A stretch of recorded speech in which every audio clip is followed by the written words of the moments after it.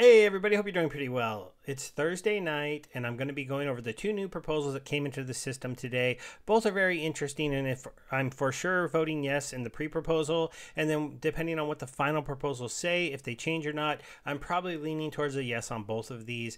But obviously we're going to need a lot of, I think, employee feedback on this one. I'm going to go over some of the comments that were left on both of these to show you some things I agree with and don't agree with if it applies. But let's get into it. So this first one here by Emo, or probably Emo, is to let us burn packs, burn cards to get Riftwatcher packs. I'm going to give you the quick gist of this, and then we'll go over some of the numbers, and then we'll look at some of the comments. Basically, he's pointing out, look, we tried to sell Riftwatcher packs for DEC. It hasn't been working. He gives the number on how many have been burned, how many have been bought, how many have been sent to the DAO. And he just said, if we were hoping this was going to get these cards moving, get lots of DEC soaked up, it hasn't happened. They've had time to do this, and it did not work.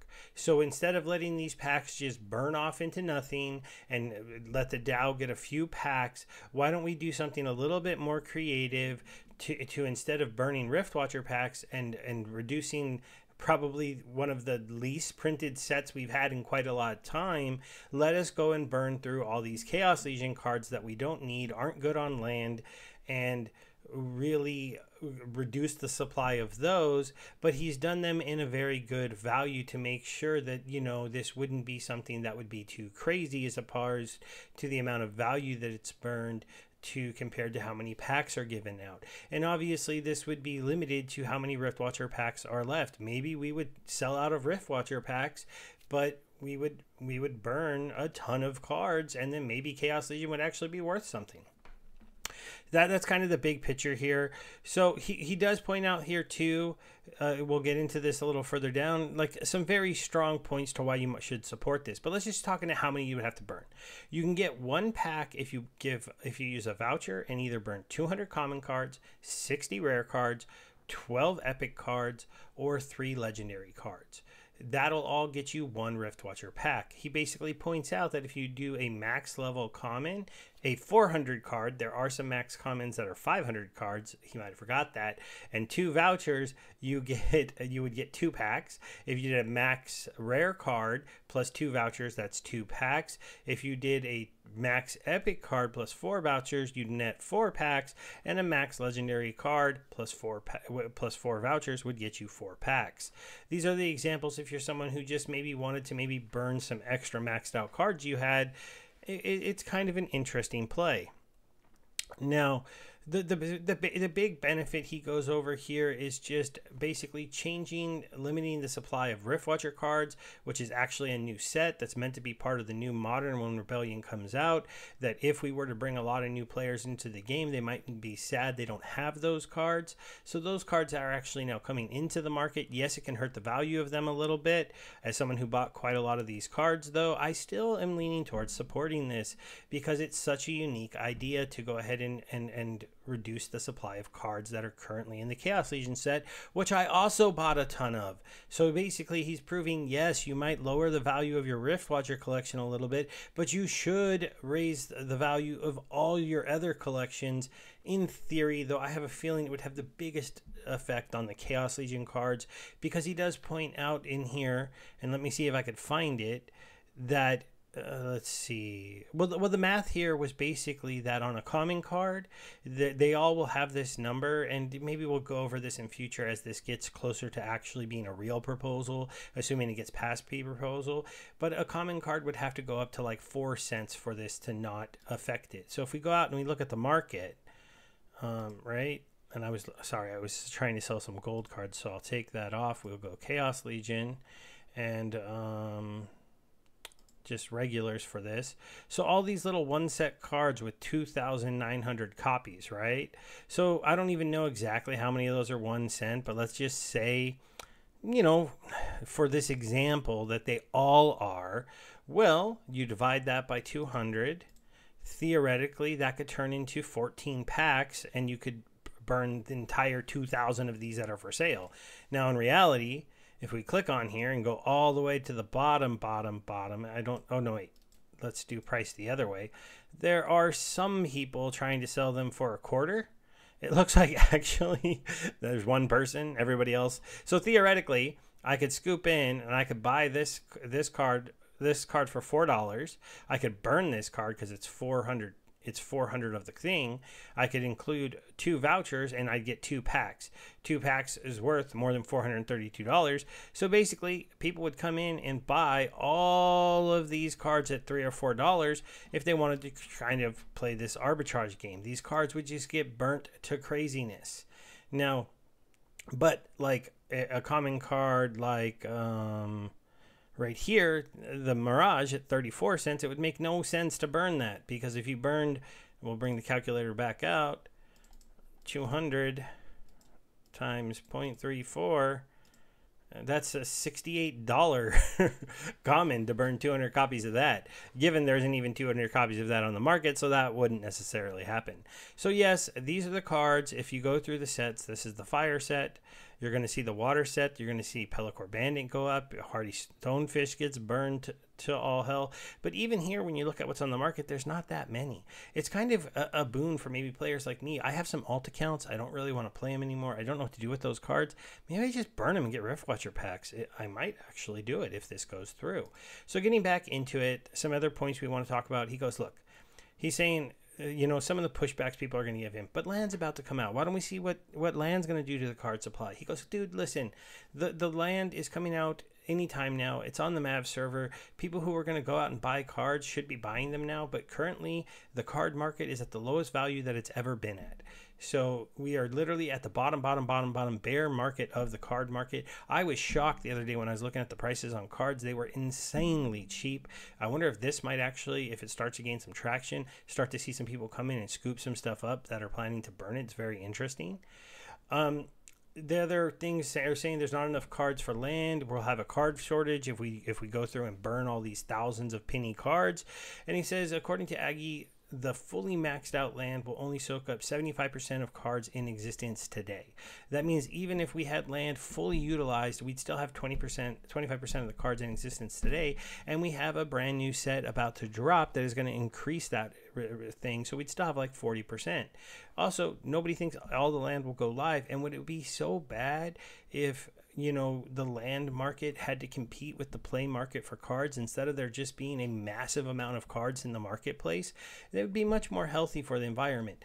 They've admitted they made too many Chaos Legion packs. We bought too many. There were too many bots. We kicked the bots out. Now we don't need all that supply that was made because we had all the bots. Given we only kept them out of Modern, but still all the changes, including soulbound cards, have driven them away. So he talks about, will this be a slap in the face to somebody like me? I've bought a lot of Riftwatcher cards. I'm fine with it. I bought those cards to have those cards to play with. I didn't buy much more than I needed to have a full set of them.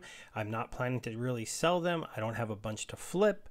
Sure, I would have liked this to come out before I bought another 100 packs the other day to top off for an airdrop, but I got my airdrops for those, so what am I going to do? I'm just going to move on.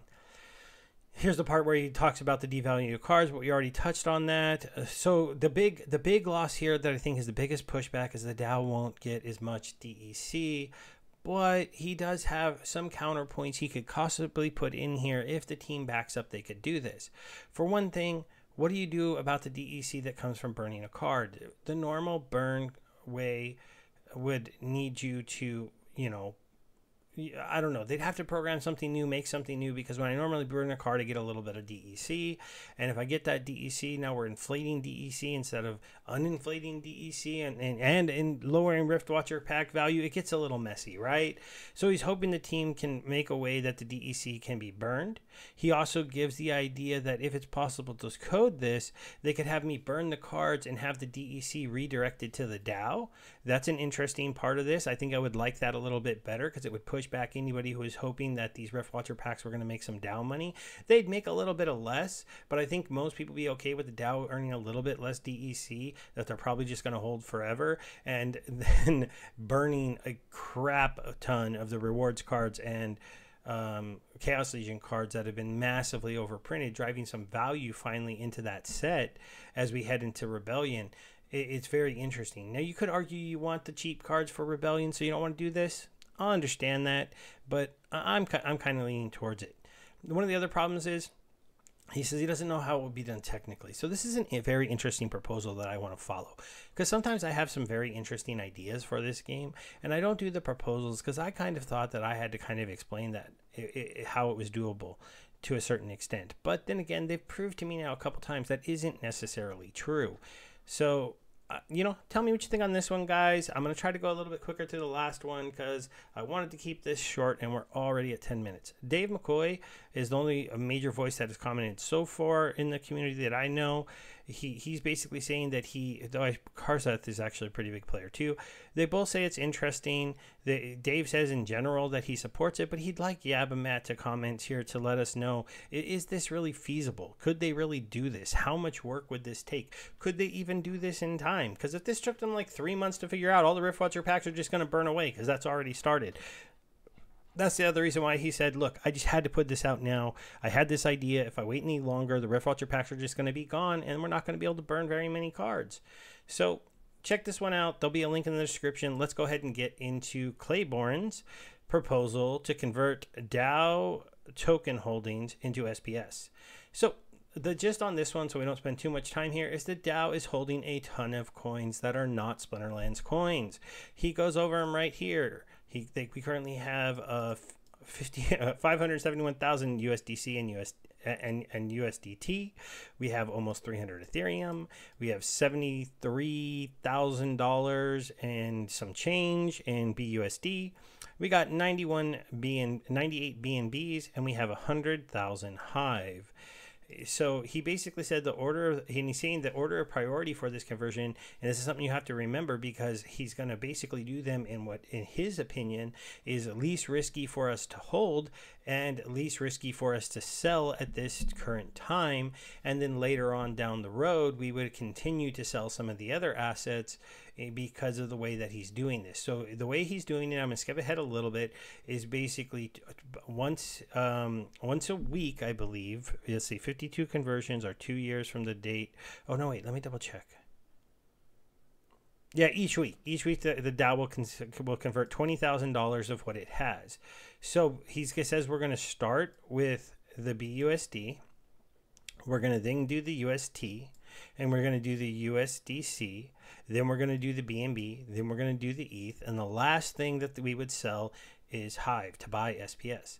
But we would only buy SPS when it's under 2 cents. If it gets over 2 cents, the DAO doesn't make the buy, and part of the 52 weeks still passes. No matter what, 2 years from the first buy, this proposal will come to an end.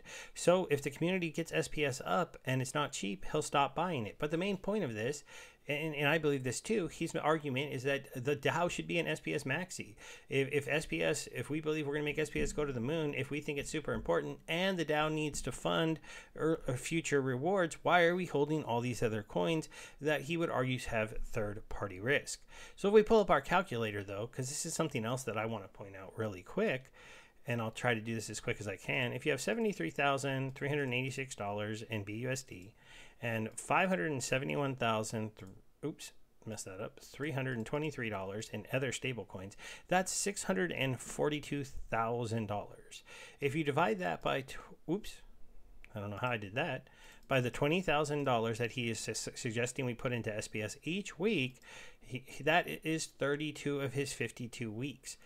That is basically more than half a year. We are just going to be basically taking the stable coins that the DAO is currently holding and putting them into SPS 1 week at a time, and pumping, literally what ends up being a little bit more than $500,000 buying pressure into it. But it's allowed only when SPS is under 2 cents. So the idea here is to fill the DAO up with a ton of SPS while it's cheap, and start to turn our assets into more, and to do them in the ones that would work out quite the best. Because if you looked at the calendar and you went 32 weeks into the future, and I can't bring up my calendar on the screen here, but 32 weeks, like I said, it's about 6 months. That means that we would be coinciding with about the Bitcoin halving when we would actually finally get into selling any of our other assets. We'd start off with these 98 BNBs, and that's really not that much money. I think a BNB is only like $200 right now. 98.9. I could look it up, but I'm just going to guess that. So that's going to be gone in 1 week once we get to it. It's just we're going to blow that away. And then this $100,000 hive, that goes last, right? But before that, we have to touch this Ethereum. And this Ethereum, this 296,000 Ethereum, well, that's a little bit more money. That would actually fund us doing it for most of the next period of time. So basically, it's basically blow through that BNB, because that stuff, in most people's opinion, is not that good. And then get to the Ethereum. Let's just call it $1,600 Ethereum. That's another $400,000. Divide that by 20,000, and there's your other 23 weeks. So you'd have to get almost to the very end of this 52-week time frame. The 52 conversions. Oh yeah, okay. I'm sorry. There's one little mistake here. It's 52 conversions or 2 years. 2 years is technically there's 52 weeks a year, so that means in theory this can start and stop, and that's actually something that's kind of pretty interesting. Also, he did say in theory that since this is only going in $20,000 increments, if somebody else has some ingenious idea of something they want to do, like, I don't know, start 5 Ethereum validators with our Ethereum, and wanted to see if the community wanted to do that, and then we could say, hey, we'll take our earnings on our 5 validators and we'll just buy SPS with it every time we can claim it. Every month. 1 month we'll do a claim and a buy. It would be less buy pressure, but it would be never-ending buy pressure of SPS, as opposed to this is but it's also taking the counterparty risk of owning some Ethereum, right? So would a Ethereum maxi own SPS? No. Should an SPS maxi and the SPS DAO own Ethereum? This is kind of the argument being made here. Eventually, while SPS is considerably low, this should all just be pumped into SPS, fill up the DAO with a ton of SPS, and then it's ready to take over rewards. And I'm actually going to support this 100%. Because we kind of nixed the idea of selling mini sets for SPS to fund the DAO. I've always wondered how we were going to fund the DAO. Well, it turns out we decided to sell SPS down to almost nothing, and now the DAO can just buy all the SPS it needs to be able to continue to divvy out rewards for playing this game into probably another at least 2 or 3 years. And sure, they unfortunately, if we don't get a giant bull run, this would be super sad. But it also lets us know that if the flywheel flies, and we do get that $1, $2 SPS I've talked about, the flywheel possibly being able to make, that the DAO will have enough SPS to all of a sudden be sitting on a massive amount of money that it can use to divvy out for the liquidity pools for the game. And if the tokens are worth a lot of money, then it can stretch it out a little bit. Because, like, what if winning half an SPS was winning 50 cents? Well, then you wouldn't mind winning only half an SPS in a game. But we're at that 18-minute mark. You know, there's some personal thoughts and some disclaimers here. We can go down here to the comments. We got Dave McCoy supporting. We've got me supporting. We got this is kind of interesting. Freedom Fighter saying he'll vote yes for it here, but no for it later there. He says I believe the DAO should be more concerned with DEC being at par than loading up with SPS. I would be suggesting this proposal be modified so the DAO would use the funds to buy DEC as its value is below 90% of par. If DEC is over par, then the funds are used to buy SPS and put forth in the post. So he wants this editing. He wants Claiborne to edit it, and because this is pre-proposal and it could be edited if he wanted to change this to saying instead of take the 20,000 and buy SPS, if DEC is at 90% or over, buy the DEC. I don't really like that idea, and here's why I don't like that idea. What is the DAO going to do with DEC? I mean, I don't even like the DAO getting DEC. All the DAO can do with that DEC, in theory, is eventually dump it on our heads, right? That's the only thing they can do. They can come mess up the flywheel by selling it. They can, maybe they can get a loan against it. Maybe if they can convince somebody to do that for them so they could get some other asset. But, I mean, do we really want to be doing that kind of things? It just becomes this asset that sits on there, and it's like, what could we ever do with this? And so I don't I don't like it because DEC isn't meant to do anything but be staked onto land and to be put into liquidity pools. Now, we could make an argument that we might want to do a thing where like the Dow buys 100 lands and stakes its DEC with some monsters it buys and becomes a land player so that we can get into liquidity pools. But that all gets messy. Why not just buy SPS, be an SPS whale, and make sure that the Dow can go ahead and pay out rewards? It makes more sense to me than just sitting here holding these coins, especially because these coins are just being held. The one argument I would make, but I could do a separate proposal for this hive is going last, so it's 100,000 hive. You could say, hey, why don't we stake this to a Dow owned hive account and it can become a Splinterlands curation bot? Or we could just stake this and delegate it to one of the other creation bots that are already out there in the ecosystem, and then take those rewards and bring them back into the DAO. But I like the idea of it being a Splinterlands creation bot because I do feel a lot of the people who take the time to do posts do like it. Let's see some of the other people. Proposal is very likely never going to be as cheap. So he agrees, buy it up when it's cheap. I said that I'm definitely going to be supporting it. Brave Tofu is in on it. It'll be interesting to see if where this lands. We'll end the video by looking at the current pre-proposal ranks. Let me get a refresh to see if these are any different. So currently, this one is passing overwhelmingly as far as the SPS government proposal to start buying SPS.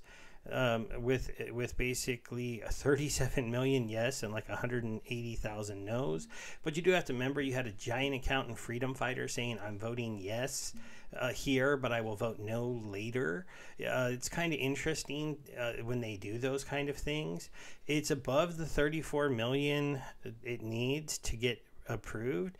So this one's going through. The burn card one is got a little two bigger votes against it because it's a little bit higher at 283K. As you can see, I supported it, so it's at 8.7 million. This has only been up for 4 hours and it came up later in the evening, so we'll have to see if this can pass this one too. I'm not sure about this one. Can the team make it work quick enough? Possibly, but they might just come out and say we couldn't do this. You have to remember, sometimes the DAO proposals, it's going to be the team's best ability to get this done. And literally, while they're trying to do everything they can to get land out the board and Rebellion released later this year, trying to figure this out is interesting. It would have been interesting too. It would have been crazy to say burn cards for for Rebellion packs. If this one fails, but if they say this is feasibly possible. That's interesting to me. All right, guys, we're going to end it there. I hope you have a great night, and thank you for hanging out with me for about 23 minutes. That was longer than I meant to do this.